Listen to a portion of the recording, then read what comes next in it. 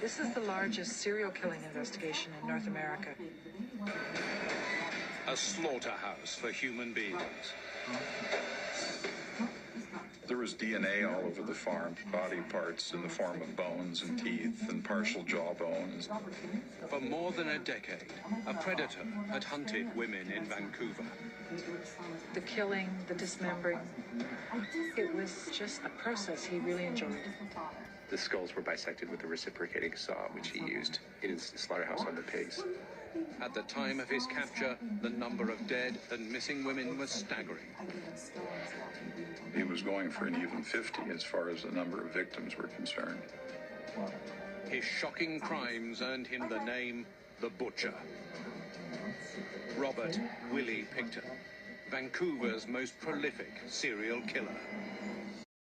Picton owned a farm in BC where he would throw huge parties frequented by locals, prostitutes from Vancouver, and members of the Hells Angels. In 1997, he was charged with attempted murder of a sex worker, but the charges were dismissed. It wasn't until 2002, when there was a search warrant for the Picton farm on an alleged firearm warrant, they found personal items that belonged to a number of missing women from the area.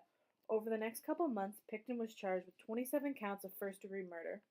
Several extensive excavations of the farm and a $70 million investigation revealed the remains of several missing women and evidence that Picton had both fed the bodies directly to his pigs and ground up human flesh and mixed it in with pork, that he then sold to the public. He was eventually found guilty of 6 counts of second-degree murder and sentenced to life in prison with no possibility of parole for 25 years.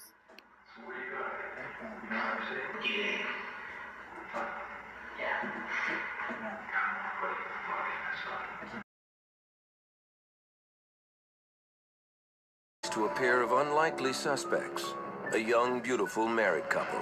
The idea that these were the bad guys, that they were capable of doing anything so vile, is something that's hard for us to comprehend. She assaulted her sister. It was absolutely mind-boggling. It's the most sensational and probably one of the most sinister cases in Canadian history. Paul Bernardo is arguably the most well-known Canadian serial killer because of the high publicity Scarborough rapist investigation, followed by the rapes and murders he committed with his wife. Karla Homolka's younger sister was the first victim, Tammy, because Homolka reportedly wanted to give Tammy's virginity to Bernardo for Christmas. Tammy ended up choking on her own vomit while unconscious and died. Her death was ruled accidental.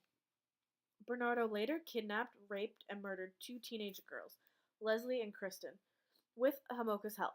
Although Bernardo had submitted a DNA sample as a person of interest in the Scarborough rapist case, it took 26 months for it to be tested and matched to him. During that time, he was able to murder 2 innocent girls. Before he was arrested, Homolka turned on him, asking for full immunity in return for her testimony. She was instead offered a plea bargain of 12 years.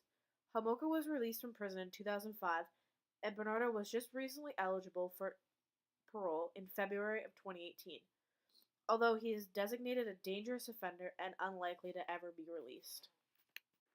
If you think any of the following 6 things apply to you, you might be a psychopath. Are you charming? Superficial? Do you try to manufacture negative reactions from people? Do you catch yourself completely in lies, repeatedly and with no clear motive? Do you feel guilt or shame? Do you often change allegiances without a second thought, no matter how intense the betrayal? Do you try to turn people against each other? If so, you might be a psychopath.